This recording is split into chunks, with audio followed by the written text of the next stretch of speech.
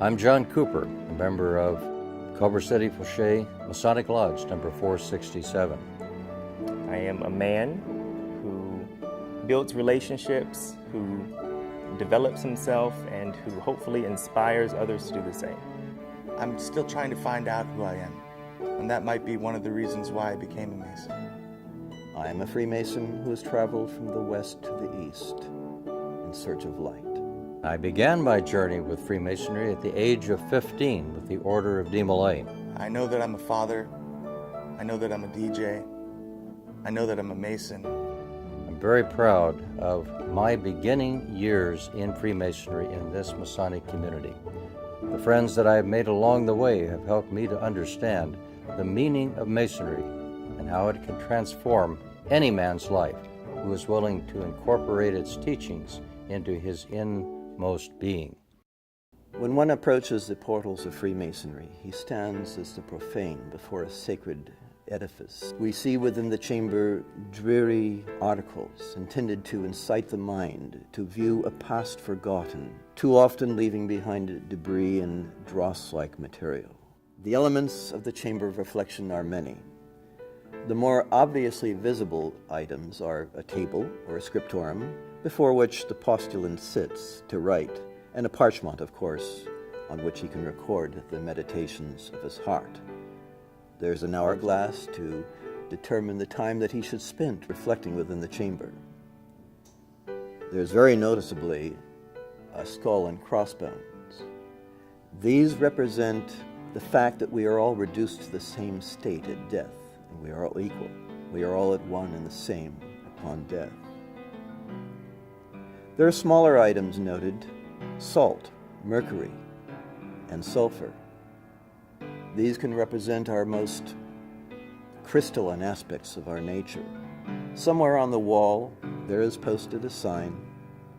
It's an acronym called vitriol, and it's a Latin term that tells us we need to penetrate the deepest aspects of our soul. Indeed, the chamber is dark and melancholy, but with faith devout, we will one day see it transform, even as we ourselves transform. We look back, and there were Masons way back at the time of the Depression, and they hung in to keep this lodge together. They made great sacrifices to make sure that they passed on the legacy of this lodge to future generations. It's a very special lodge here at Culver City Foshay. Not only is it historically significant in its beauty and its architecture, but also the type of people that gravitate towards this lodge are very diverse philosophically, and I think it's a very special place. I happen to enjoy this lodge because of all the great members, the different types of people I have met and I keep on meeting. Well, the emphasis, I think, at Culver City Foshay Lodge is promoting an esoteric or a deeper form of self-transformation that is available in the degrees. I think that the founders of Masonry were in line with these ideals, and I think that those concepts are reactivated or promoted to a higher degree at this lodge. Freemasonry is a journey, and a journey that is accompanied by friends and brothers along the way. We learn from one another about Freemasonry in a workshop, and a Masonic lodge is a workshop.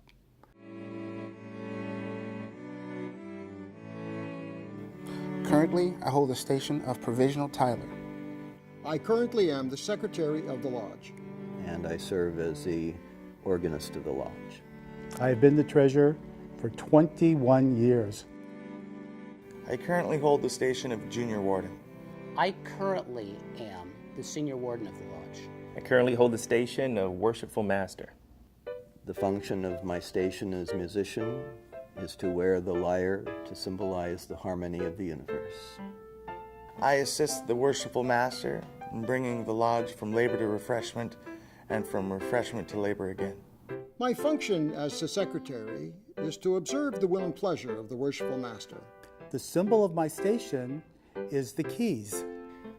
The senior warden's responsibilities include assisting the Worshipful Master in opening and closing his lodge, and also monitoring the educational process of the candidates. The function of the station of Worshipful Master is to lead and guide the lodge in both the administrative and the ritual context of the runnings of the lodge.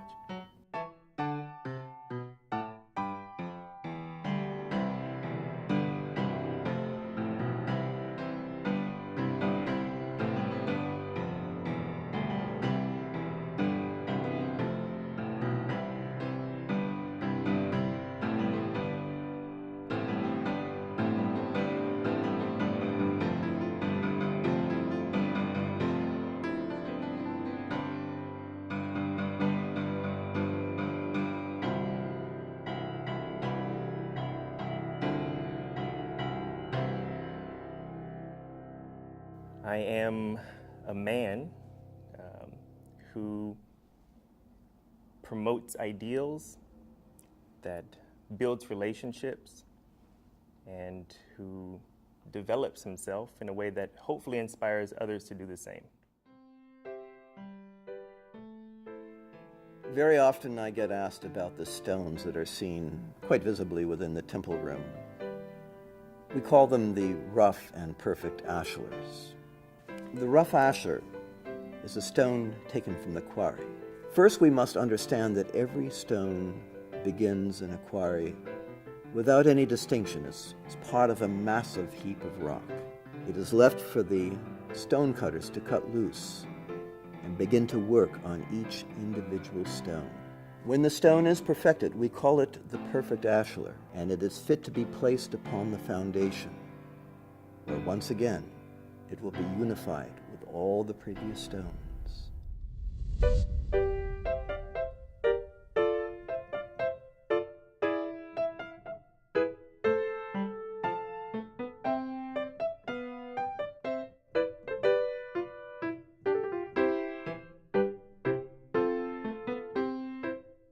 Them good old days, that it is a sign of old age. Well, I am 78 and a half as I write this, and that age is not exactly in the Boy Scout age.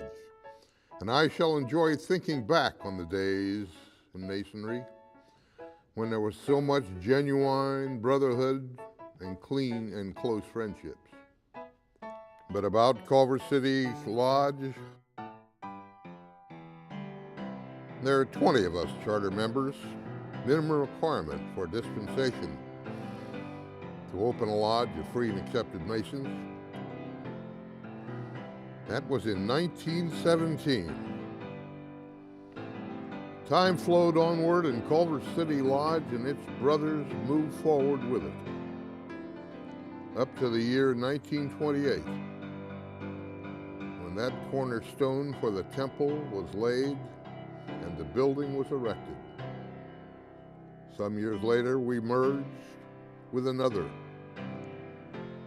within the same jurisdiction, James A. Foshay Lodge, number 641. Another group of fine fellows who had been active in Southern California since their sojourn there from the home in the San Francisco Bay Area had brought them to our sunny clime.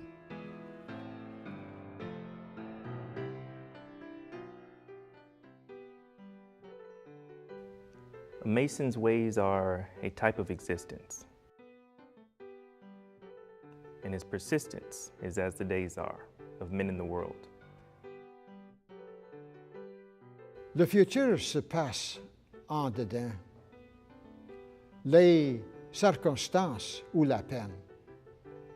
En passant à travers. Naught there abides in it, daunting us onward, and silent before us, veiled the dark portal, goal of all mortal. Ruhen oben die Sterne und unten die Gräber. Betrag sie genau und sie so melden im Busen der Helden. Pero oído están las voces del Salvías, del mundo y las épocas. 選びなさい。その選択は永遠のものではありません。و چشم تو را می شناسد تا ابدیت و نیستی. Here is all fullness. Ye brave to reward you. Work and despair not. This is John Cooper again, and I trust that you have enjoyed your journey through Culver City Foshay Masonic Lodge, and that through it you've learned something about how Freemasonry is alive in this place. Freemasonry is a journey, and it takes us differing places in our lives. This year it has taken me to the position of Grand Master of the Masonic Grand Lodge of California, and through that it has also enabled me to share the Freemasonry from this lodge with brethren around the world. I have been to Vienna, Austria, to Bucharest, Romania, to Paris, Baltimore, Maryland, and in each of these places have shared Freemasonry with brethren and the principles that I learned here in this lodge. I trust that as you see more things about Freemasonry through the lens of this lodge, that you will understand how Freemasonry transforms the life of men, and that through that, men and Masons can in turn transform the world.